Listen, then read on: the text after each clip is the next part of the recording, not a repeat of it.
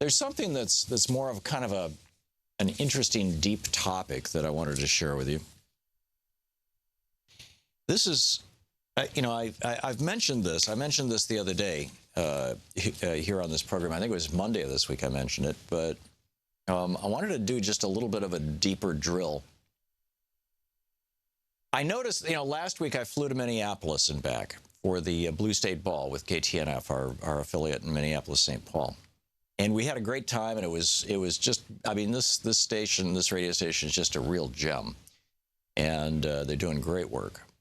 And I was very pleased to be able to go and participate. And to get there, I took 2 flights. I flew from here to Newark, and then from Newark to Minneapolis. And then to get back, I flew from Minneapolis to Chicago, and Chicago back to D.C.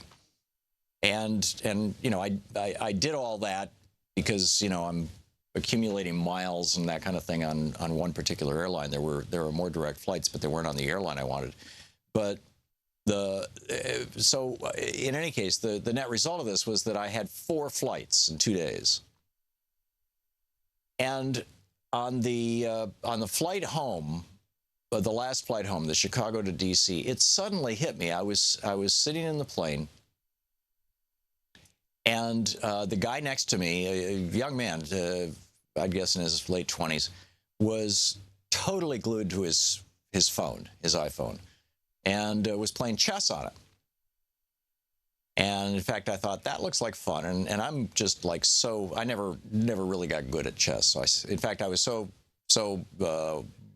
taken with this young man who was just so obsessed with his chess that I sent a note to my son saying, "Hey, next time we get together, can you help me polish my chess skills, because my son's pretty good at it and I'm not." But then I was looking around the plane thinking, 5 years ago, 10 years ago, back in the 80s and the 90s, Louise and I had an ad agency in Atlanta, and we were teaching seminars all over the world on advertising and promotion. And I was traveling a lot. I've got 2.6 million frequent flyer miles, or miles flown on Delta Airlines, lifetime gold because of that, because we lived in Atlanta and I did all my flying out of Atlanta. And I met all kinds of people. I met people on planes. I'd bring home their business cards. I'd take cards with me to pass out, because people talked on airplanes. And especially if you have a lot of miles, you tend to get upgraded to first class a lot, and you can use your miles to do it, which is what I do. And sometimes you just put your name on the list and you get upgraded, depending on your frequent flyer status. But first class was, always the home of the never-ending, the bottomless wine glass, which led to lots and lots of conversations. And so I'm sitting in first class, actually, on this flight back from Chicago, and looking around and thinking, holy cow, nobody is saying a word. The entire plane was silent. And then I kind of went through them in my head over the last couple of days, and every flight was silent, which is not what I remember from 30, 40 years of flying. I remember airplanes that were just buzzing, filled with conversation. And then over the last month or so, I've noticed it used to be whenever I would pick up an Uber car that, the drivers would be real chatty. Hey, how you doing? What's going on? And, I've been using Uber now for 5 years here in D.C., as long as they've been here. And used Lyft also, their competing service. And it's, they used to be really chatty people. And the other day I had an Uber driver who just, didn't say anything. And about halfway home, I tried to strike up a conversation, a beautiful day out. And the guy started talking to me. And I said, I've noticed a lot of Uber drivers are just silent these days. And he said, yeah, most people get in the car and they just want to look at their phone. So all of this is by way of introducing to you this article by Matt Ritchell in the New York Times dated March 13th. This is from the beginning of this week, or late last week, Friday, Saturday last week. And the headline was, "Are Teenagers Replacing Drugs with Smartphones?" Now, something that is strong enough to silence an entire airplane full of people, you would think that's got to be a narcotic, right? That's got to be a drug. What can silence an entire group of people who are traveling on Uber or in airplanes? What has that power? Addictive drugs. Very straightforward. And this is where it gets really fascinating, because what they're finding is that American teenagers are less likely to try drugs, particularly the addictive drugs like opiates.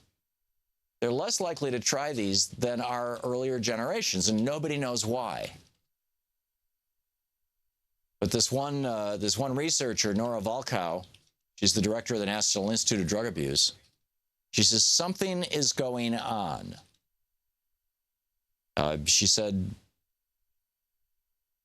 there is she's described interactive media, this would be social media, right? Facebook, Twitter, that kind of thing, as an alternative reinforcer to drugs, adding that teens can literally get high when playing these games.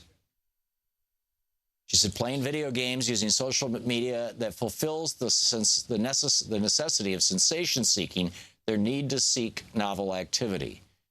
It still needs to be proved, this theory, but hey, it's possible. And there was another researcher here, Dr. David Greenfield, Associate Clinical Professor of Psychiatry at the University of Connecticut School of Medicine.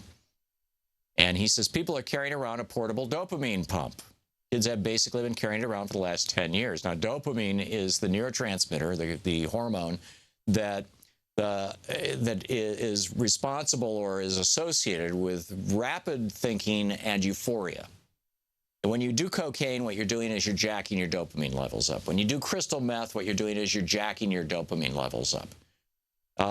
When you kiss somebody, you're jacking your dopamine levels up. When you engage in risk-seeking behavior, you go skydiving, you're jacking your dopamine levels up. Dopamine gives us almost a euphoric sense. And people get addicted to dopamine. Alcohol produces dopamine. It might be part of the mechanism of alcohol addiction. Certainly, risky behavior is demonstrated to be addictive. So is it possible that our smartphones represent such an addiction? Now, again, keep in mind, just to use the heroin-opium metaphor, a lot of people over the years have used a tincture of opium. It used to be called laudanum, and it was perfectly legal in the United States, and from the time of the American Revolution until the 1920s. Lydia Pinkham's tonic, a tonic that was sold for women who had menstrual cramps, was opium and a little tiny bit of cocaine. Coca-Cola had cocaine. Cocaine is a concentrate of the coca plant. And so what you do is you take the opium poppies, and if you smoke them, you know, it's a little bit of a high, but it's like not even as strong as a Percodan, right? I mean, it's not even 1/10 as strong as that. It just diminishes pain somewhat. It makes you feel kind of, And similarly, you chew on a coca leaf. And, you know, people go down to Peru and they visit an indigenous community. And I've done this. You chew on a coca leaf with a little piece of lime that releases the coca in it. And it's not as strong as a good, strong cup of coffee, frankly. But when you take that natural substance and you boil it down to its essence, you get heroin or cocaine. And these are addictive. So what if you take reality and boil it down to its essence?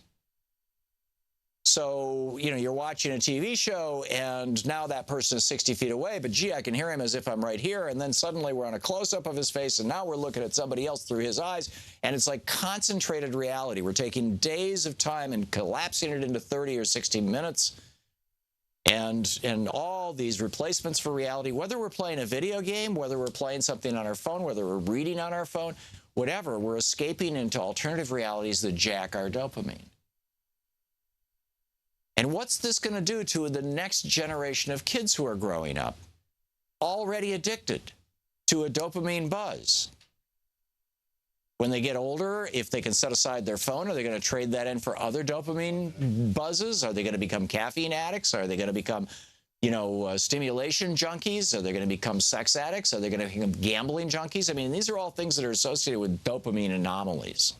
ADHD is associated with low levels of dopamine, and ADHD people are constantly engaging in risk-seeking behavior in order to jack up their dopamine so that they feel more normal. Or at least that's one theory of it, one that I've put forward in several of my books.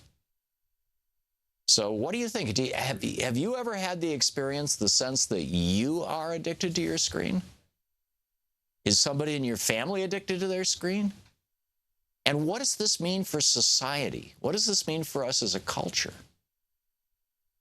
I mean, in Hong Kong, the opium wars of the 1895, I think it ended in 1898, were fought over the British asserting their right to continue keeping the Chinese people addicted to opium. And that's how they seized Hong Kong. So we've fought wars over addictive drugs. Coffee, tea, opium, heroin, arguably. So what do we do with this, and what does this mean to you? So anyhow, that's just one thought. There's a lot on the table, though, and it's Anything Goes Friday, so anything you'd like to talk about, we'll pick up your calls after this. Stick around. We'll be right back.